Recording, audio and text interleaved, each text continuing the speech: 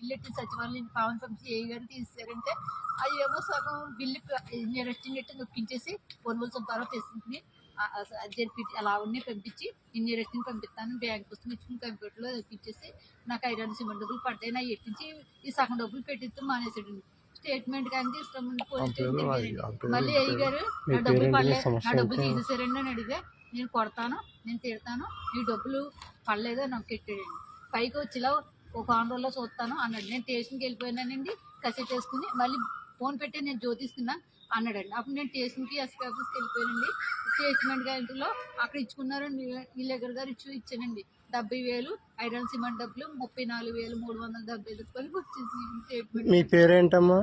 కాలూరి చక్రవేణి అండి. మీది ఎవరమ్మా?